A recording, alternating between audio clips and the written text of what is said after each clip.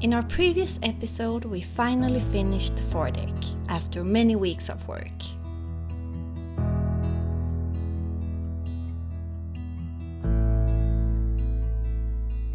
And in the same week, we also tied the knot, after close to 11 years together.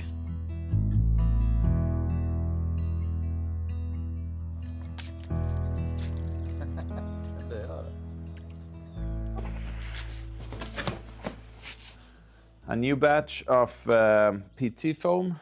We just got this delivered. 20 more sheets. And I don't know really, but hopefully this will be enough to cover the rest of the build. This is roughly 60 square meters. But we still have the side decks, the coaming, the deck house, the roof of the deck house, one more watertight bulkhead between the utility room, machine room, and the rudder area, and then of course the transom.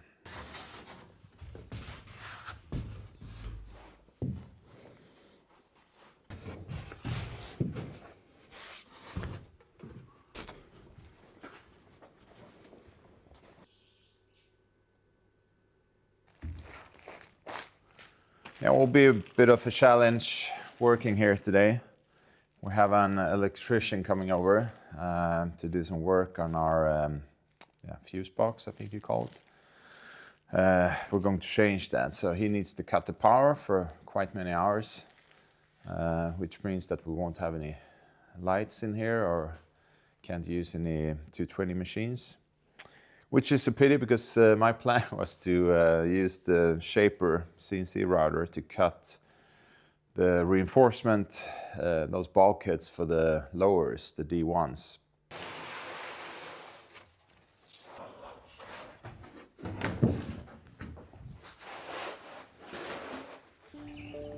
They cut the power right after, so we went to the beach instead.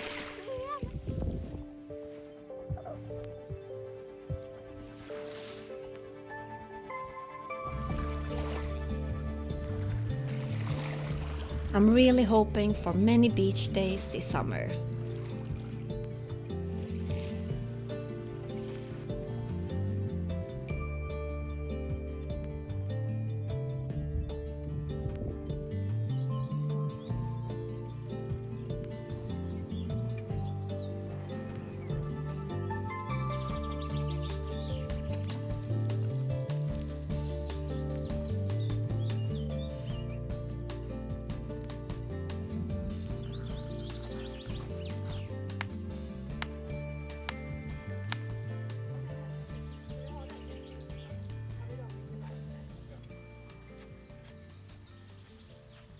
This is quite a special tree. It's a Japanese tree called Katsura, and after summer this is gonna start to smell like cinnamon buns, gingerbread, like all over here in the garden. It has this really strong scent, which is so cool. I've never felt it before, but we'll see after summer. A big tree. I'm happy we have another tree in the garden.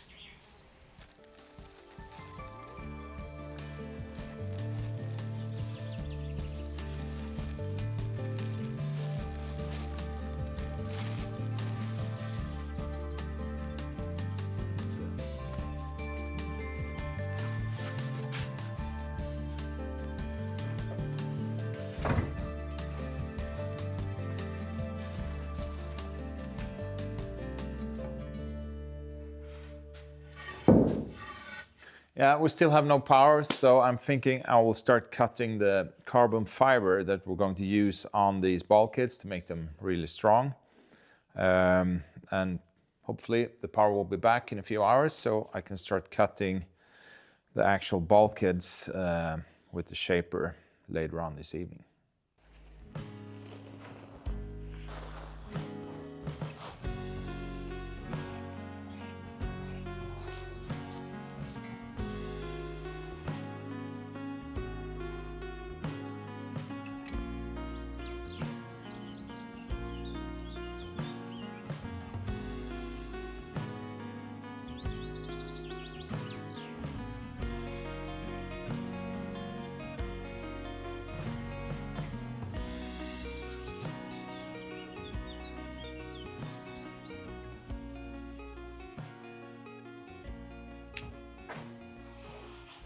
So we have power again, and it's time to start cutting the bulkheads with the shaper.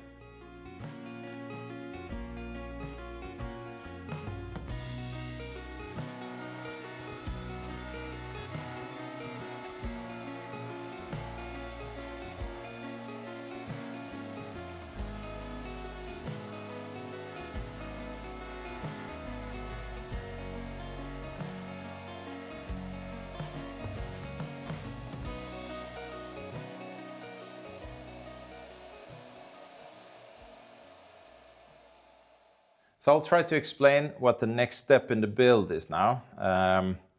On this boat, we're going to have the mast roughly in this position here, and we're going to have swept back spreaders at roughly 21 degrees.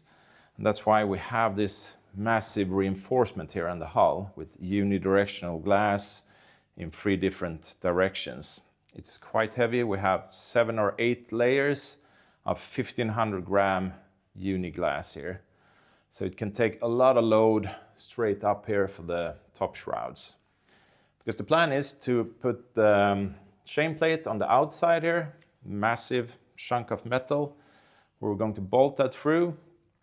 And in those areas where we have bolts coming through, we're going to remove the core and then have equal sized backing plate here, clamping this whole thing together. And on a lot of boats, you have the D1 lowers coming down to more or less the same position as the top shrouds, maybe to the same bracket even. But in this case, on our boat, we have quite narrow side decks. So having the D1 coming down like that means that every time we walk past here, we have to duck under that wire, and that will be really annoying. So we have decided that we're going to move the D1 inward and place it on top of the coach roof instead, the coaming. But because of that, the angle to the mast gets a bit more shallow, and that means that the compression loads on the mast goes up a little bit, and also the loads on that wire for the D1. So we need to have a structure down here that can take up, where we can transfer the loads from the rigging down into the hull. So what we have decided to do is to have a semi-bulkhead here at the same angle as the spreaders, so that we can deal with the, this load triangle that we're creating here. So we have something that can deal with the compression that we get here. The loads want to pull the hull towards the mast. So we have a bulkhead and a compression beam up here. And also carbon fiber unidirectional, leading the force from the lowers into the hull. And we need to have a pretty massive tabbing here, spreading that load out on a big surface area here. And then, of course, we have the deck that locks this semi-bulkhead in place together with the coaming up here. And we're also going to have a compression beam across here, taking up the loads, trying to get the hull to go inward because of the pull from mostly the D1s. And it's actually quite common on poorly built boats that you have an indentation in the hull down here from the D1 when you're trying to get the correct pre-tension in the rig, that you're actually deforming the whole hull when you're trying to get the correct tension in the mast. And that's of course something that is not good, because if you can't have the correct pre-tension in the rigging, the dynamic loads goes up, because the mast can move around and you get this whiplash effect when you're maybe crashing into a big wave and the mast can move. If you don't have a good pre-tension in the mast, the dynamic loads goes up even higher. So we want to have a stiff hull where we can have a good pre-tension in the mast, so that we can keep the dynamic loads under control. And it's actually quite common that rig failures originates in the D1s, because that wire is quite short, so any loads in that, dynamic loads, shock loads, they build up really fast and transfers down into the hull. And that's because that wire is short, so there's not a lot of give. like you have in the top shrouds, which is much longer, so you have more stretch, if you can call it that, in the top shrouds. Well, that was a lot of rambling. I don't know if it made any sense, but the bottom line is this is really important and it needs to be very strong. And we don't want to have any weak links in this chain leading into the hull. So we better think it through and build it right the first time.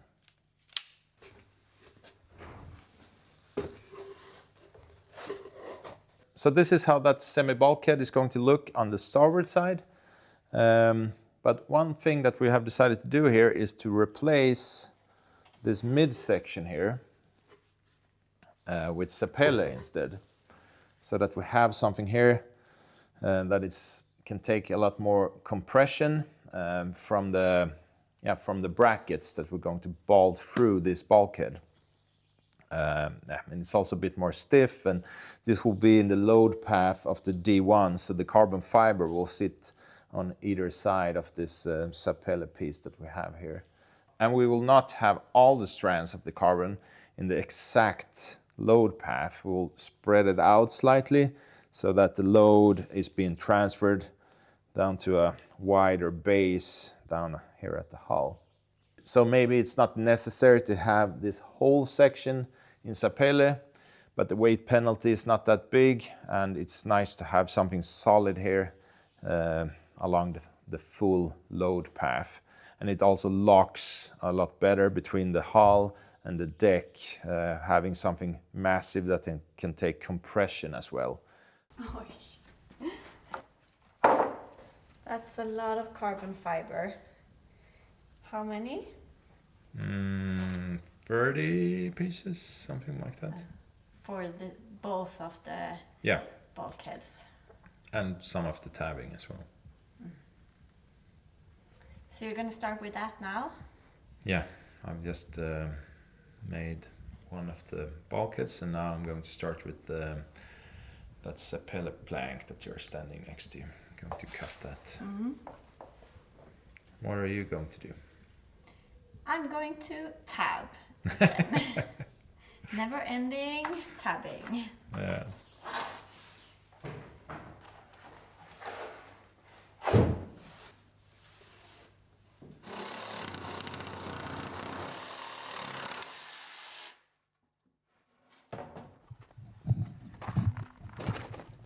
It has become jello in there.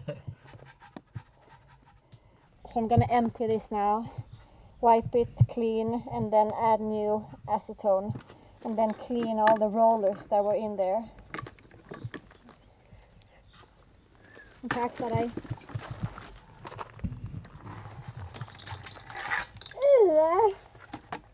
Vad äckligt.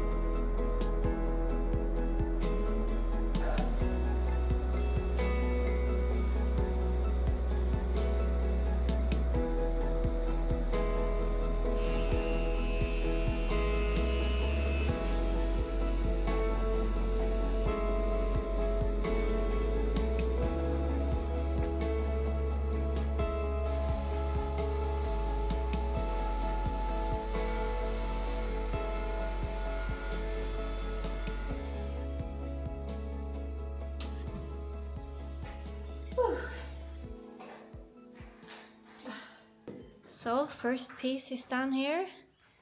2 layers and finishing with peel ply. So my plan here to connect the shame plates to the bulkhead is to use flat bar, stainless steel, 1 on each side, 100 millimeter wide, 900 millimeters long, 10 millimeter thick, and have 10 M20 bolts going through, clamping the whole package together over the bulkhead.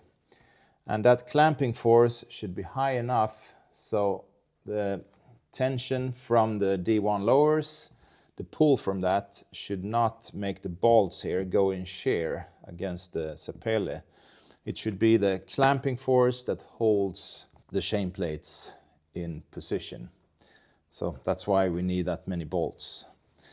And what I'm debating with myself about now is, because this side is the visible side in the galley, and I'm not so sure if we want to have that big stainless steel visible.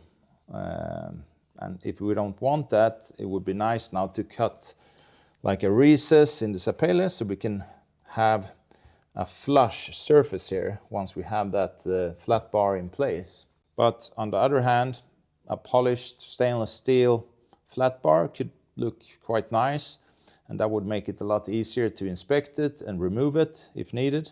And also we would keep the same thickness over the whole bulkhead here. If you ask me, I think it looks kind of cool to have a big chunky piece of metal on the wall, so that the strength of that bulkhead is really, it's visible. Maybe that's just me. I think I need to ask Malin about this. Cut the recess here so that we can mount that flat bar flush with the surface. We can have it polished like a mirror if we want to.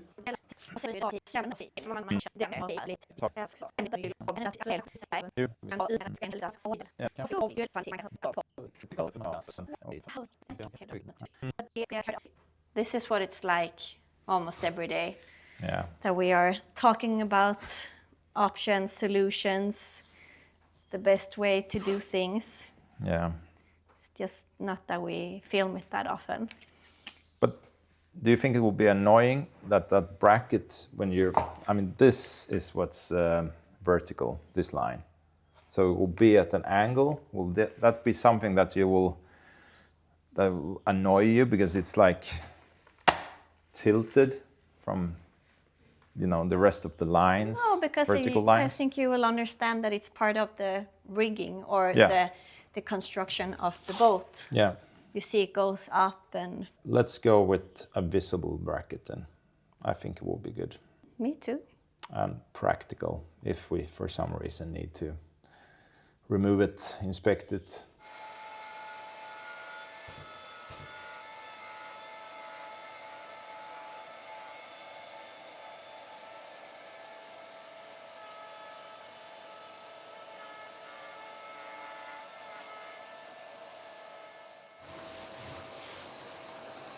So I've just made some oversized holes where the bolts are going to go through. And I'm going to fill these with thickened epoxy so that we later on can drill the correct size for the bolts. And the bolts will only be surrounded by epoxy. And I wanted to do this now because then these pucks of epoxy will be locked in place by the laminate. I think that's better and easier to do it now. So I will fill these now, and I will try to cool it down with some ice on top of them, because it is a pretty deep pour with not a lot of surface area. So we'll see if some ice in some plastic bag on top of this will help, or maybe I should just try water in a bag, put on top of this. Was a few comments about that from the last time when I did those G10 inserts for the stanchions. So I will try it here and see if it works.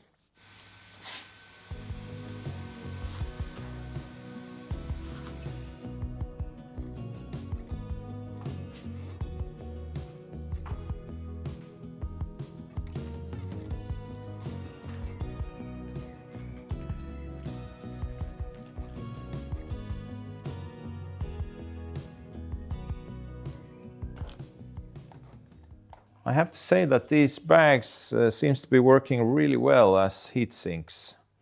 The temp on most of these are between 22 to 23 degrees at the epoxy patches, and the surrounding wood here is 20.5, 20 to 20.5. So more or less the same, just a few degrees difference, which is expected, but this is a difference that is more normal, so that it will keep the exothermic reaction in check with these bags. So that was a really good tip, using water bags like this. So I guess I will come back in an hour or so and check it, and if everything works, I will just leave them under until the epoxy has cured, I guess overnight. So it's quite late in the evening now, and the epoxy has cured the holes here. But I just realized that I made a major mistake here.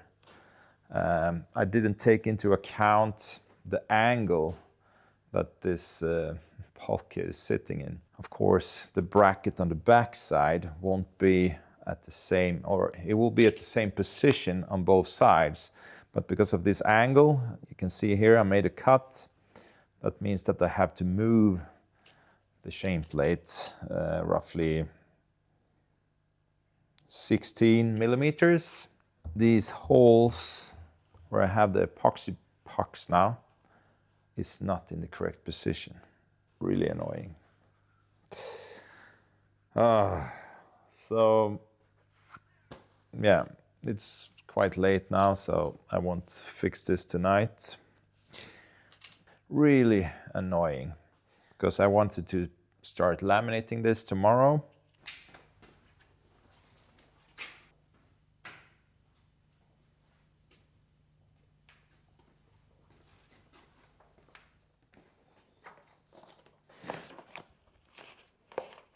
So a new day, and my mistake yesterday, it was nagging me the whole evening. So I actually went out here again and fixed it. I drilled or made new holes, and I filled those as well with thickened epoxy.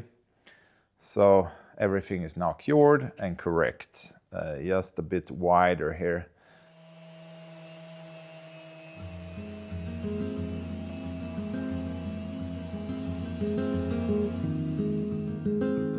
The bulkhead will have 2 layers of fiberglass on each side, locking in the carbon fiber. Then 7 layers of carbon fiber in between on both sides.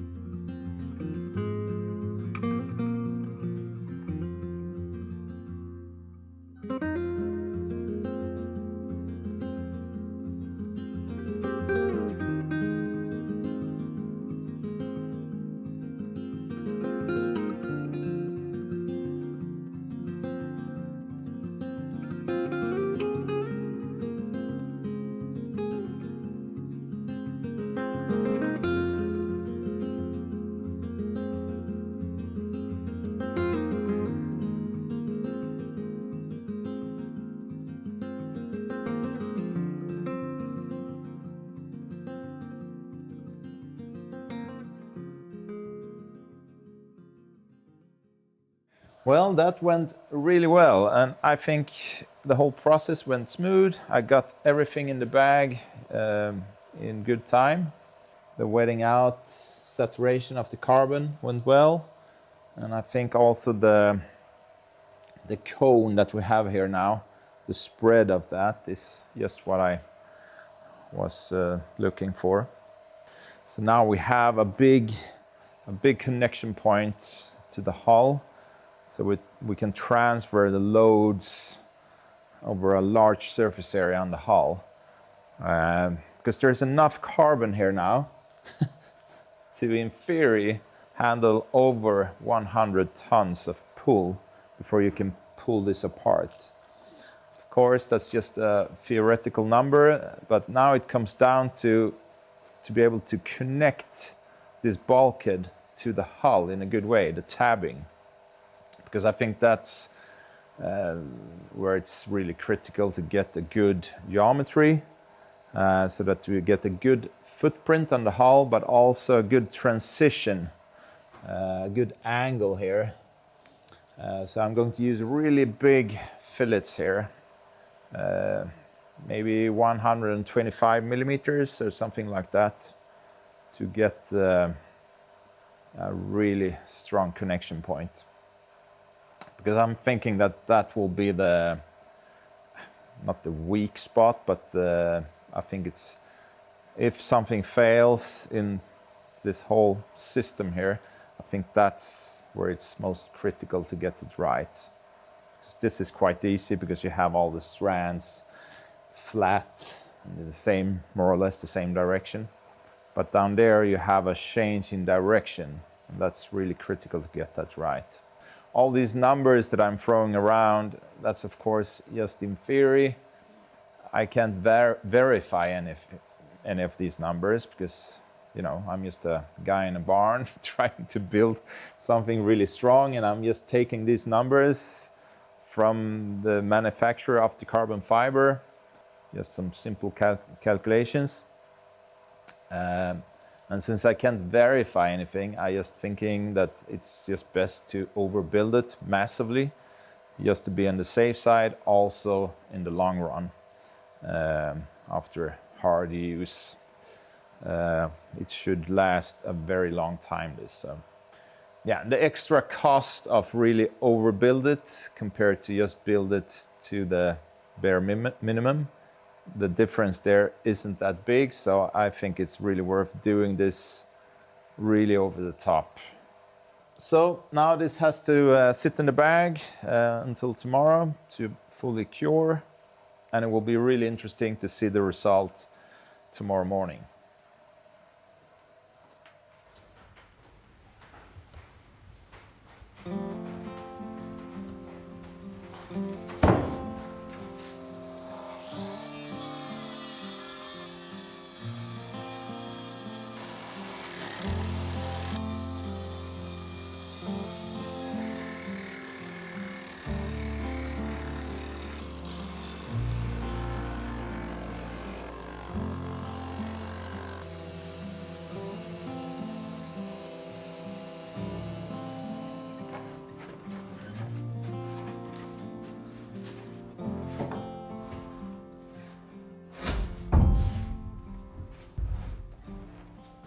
Yeah, I just had to make a dry fit to see that, yeah, the shape is correct, and I think it looks good. It's not 100% in the correct position, but more or less. There will be a continuous wall here with a big radius coming over to this bulkhead, and in here we'll have a pantry, and there will be a small dividing wall creating like a triangular shaped compartment in here. And in there, we're going to have the compressors for the freezer and fridge that we're going to have in this area. So I hope I can continue working on that next week. Yeah, and maybe start working on a similar reinforcement bulkhead for the port side. So that's it for this week's episode. Thanks a lot for watching, and a massive thank you to our patrons for supporting our videos. And we're having an open house later on this summer at the end of July for our patrons. So if you're interested to come and see the boat in real life, sign up to be a patron, and there's more information over there. Hope to see you back here next Friday. Until then, take care. Bye-bye.